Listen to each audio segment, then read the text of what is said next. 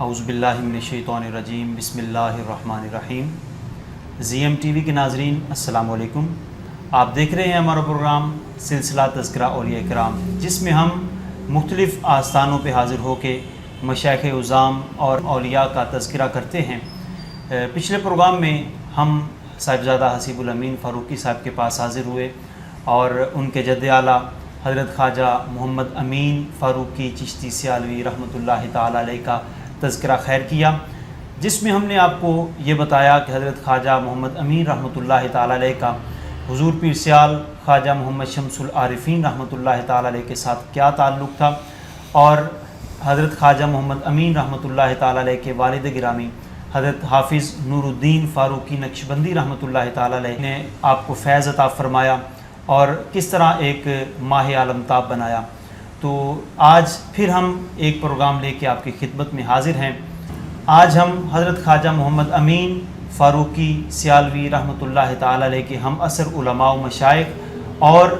آپ کے جتنے بھی خلفاء ہیں ان کا اجمالی تذکرہ کریں گے۔ آج ہمارے ساتھ دو مہمان موجود ہیں۔ میرے بائیں جانب صاحبزادہ حسیب الامین فاروقی چشتی سیالوی صاحب موجود ہیں، آپ سے حضرت خواجہ صاحب کے حوالے سے معلومات کچھ حاصل کریں گے، اور میرے دائیں جانب موجود ہیں محترم ڈاکٹر ضیاء القمر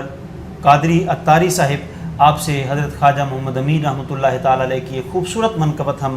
منظوم انداز میں سنیں گے، اور بڑے خوبصورت ترنم میں آپ کلام پیش کرتے ہیں، انشاءاللہ آپ کی خوبصورت آواز میں وہ ہم آپ کو سنائیں گے۔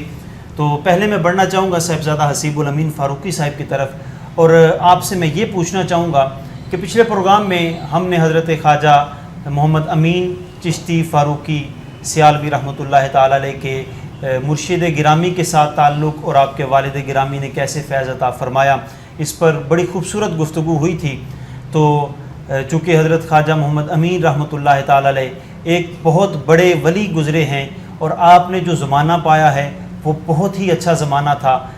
وہ اچھے لوگوں کا زمانہ تھا، اولیاء کرام اس وقت ان کا ایک جمع غفیر موجود تھا، اور حضرت خواجہ محمد امین رحمۃ اللہ تعالیٰ علیہ کی بہت سارے علماء و مشائخ کے ساتھ جیسا کہ حضرت خواجہ شمس العارفین رحمۃ اللہ تعالیٰ علیہ کی صحبت ان کو نصیب ہوئی، اور حضرت پیر سیال رحمۃ اللہ تعالیٰ علیہ کے خلفاء جو بڑے بڑے قداور ہیں، بڑے نام والے ہیں، بڑی علمی شخصیات ہیں، صوفیاء ہیں، ان کے ساتھ ملاقاتیں، خصوصاً حضرت سیدنا پیر میر علی شاہ رحمۃ اللہ تعالیٰ علیہ، ان کے حوالے سے بھی جانیں گے۔ اعلیٰ حضرت بریلوی رحمۃ اللہ تعالیٰ علیہ کے ساتھ جو ملاقات ہے اس کے بارے میں بھی ذکر کریں گے۔ دیگر جتنے بھی علماء و مشائخ کے ساتھ حضرت خواجہ صاحب کی ملاقات رہی ہے یا آپ کے ہم عصر رہے ہیں، محبت کا سلسلہ رہا ہے، اس کے بارے میں ہم گفتگو کریں گے۔ تو میں آپ سے یہ سوال کرنا چاہوں گا، حضرت خواجہ محمد امین رحمۃ اللہ تعالیٰ علیہ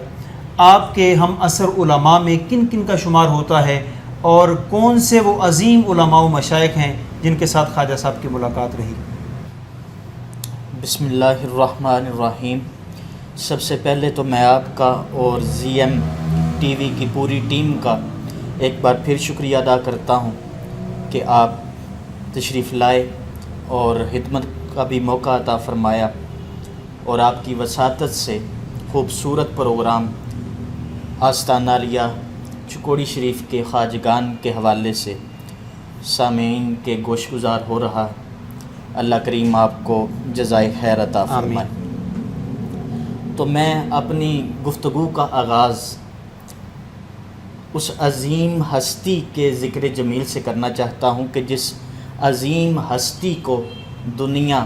تاجدار گولڑا شریف حضرت پیر مہر علی شاہ صاحب رحمۃ اللہ علیہ کے نام سے جانتی ہے، کہ آپ جس وقت آستانہ عالیہ سیال شریف حضور شمس العارفین غریب نواز آپ کی خدمت میں حاضر ہوئے اور بیعت کرنے کے بعد حضرت خواجہ شمس العارفین غریب نواز آپ نے آپ کو اوراد و وظائف کی تلقین فرمائی، اور ساتھ ایک جملہ فرمایا۔ آپ نے فرمایا کہ اے مہر علی شاہ،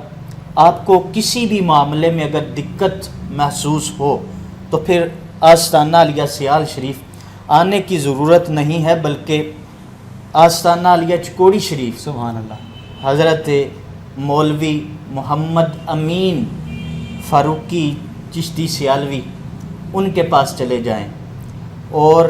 جب آپ وہاں جائیں گے تو آپ کا ہر معاملہ حل ہو جائے گا، اور کسی بھی معاملے میں کہیں بھی دقت محسوس ہو تو آپ چکوڑی شریف کا سفر اختیار کریں۔ تو اس طرح حضرت پیر مہر علی شاہ گولڑوی رحمۃ اللہ علیہ آپ آستانہ علیہ چکوڑی شریف، حضرت خواجہ محمد امین رحمۃ اللہ علیہ آپ کے پاس حاضر ہوتے رہے اور تصوف کا علم حاصل کرتے رہے، بلکہ یہاں تک ان کے حوالے سے آتا ہے کہ آپ کئی راتیں کئی دن آستانہ علیہ چکوڑی شریف آپ آ کے رہتے اور تصوف کا علم حاصل کرتے تھے۔ تو آج کی اس خوبصورت گفتگو کے حوالے سے میں یہ بھی بات کرنا چاہتا ہوں کہ کچھ بزرگان دین کے حوالے سے کچھ ایسے واقعات بھی ہوتے ہیں کہ جو سینہ بسینہ چلے آتے ہیں، اور کچھ واقعات ایسے ہوتے ہیں کہ جو کتابوں میں موجود ہوتے ہیں، ان کے حوالہ جات موجود ہوتے ہیں، اور کچھ ایسے ہوتے ہیں جو سینہ بسینہ چلے آتے ہیں۔ بزرگان دین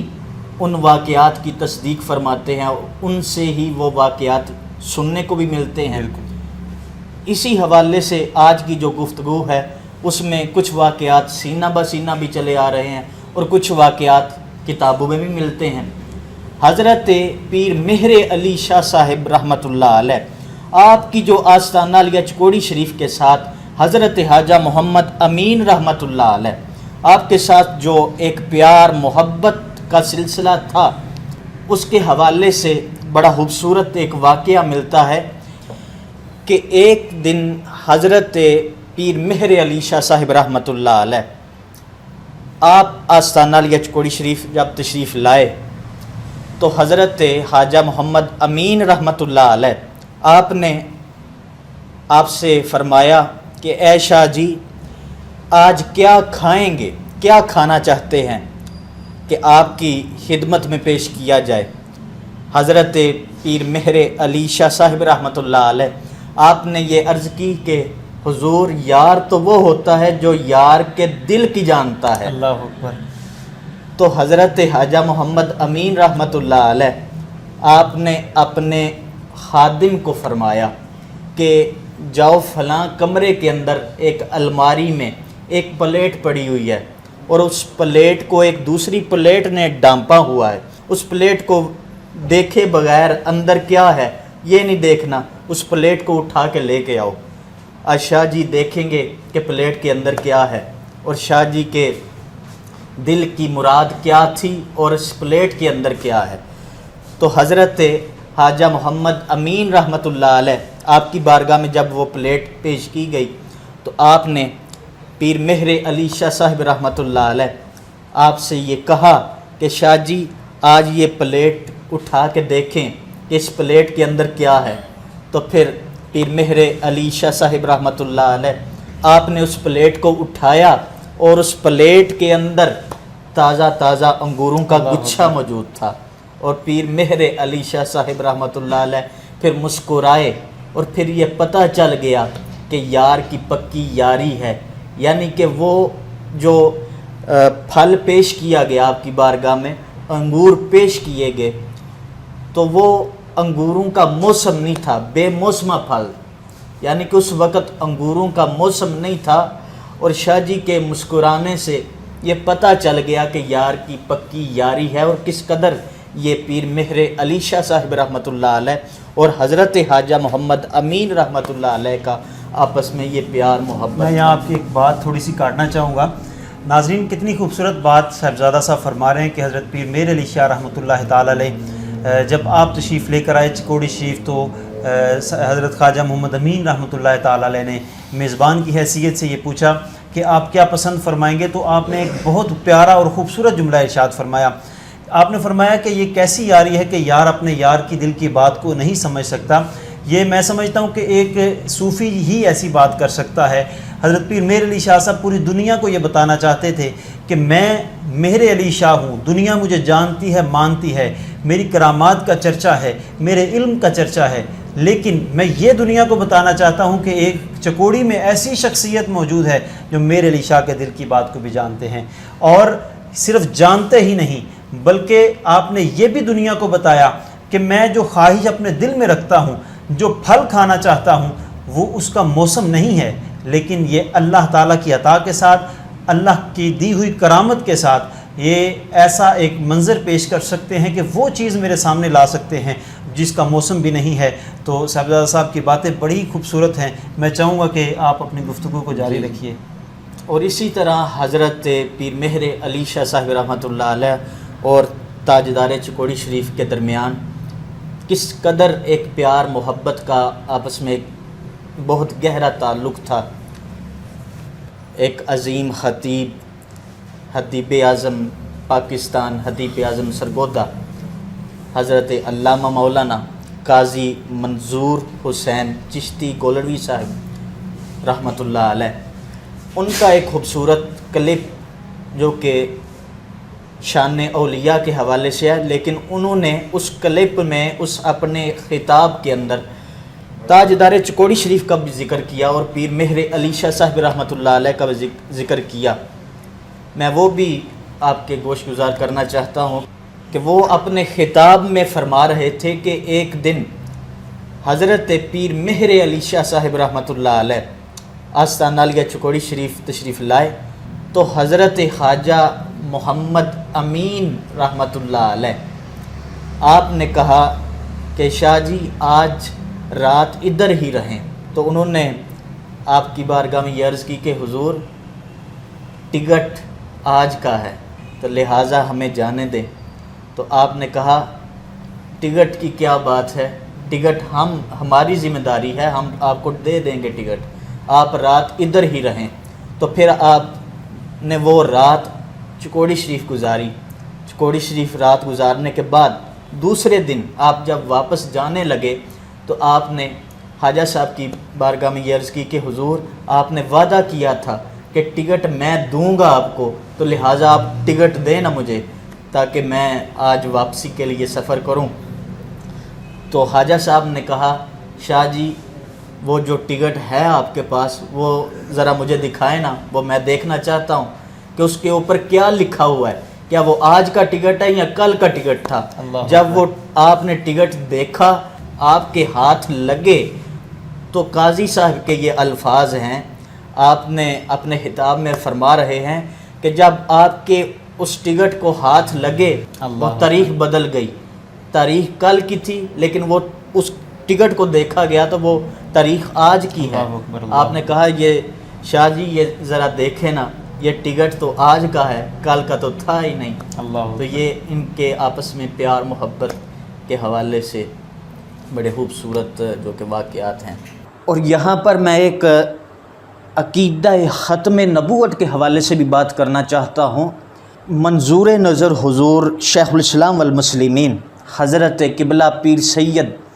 شبیر احمد شاہ صاحب خوارزمی سیالوی دامت برکاتہم القدسیہ سجادہ نشینہ آستانہ عالیہ جونو کے شریف و کھیوڑا شریف، آپ کی خدمت میں نے ایک دن عرض کی کہ حضور تاجدار چکوڑی شریف خواجہ محمد امین رحمۃ اللہ علیہ آپ کے حوالے سے کچھ ارشاد فرمائیں۔ تو آپ نے ایک بات مجھے یہ بھی ارشاد فرمائی تھی، آپ نے کہا تھا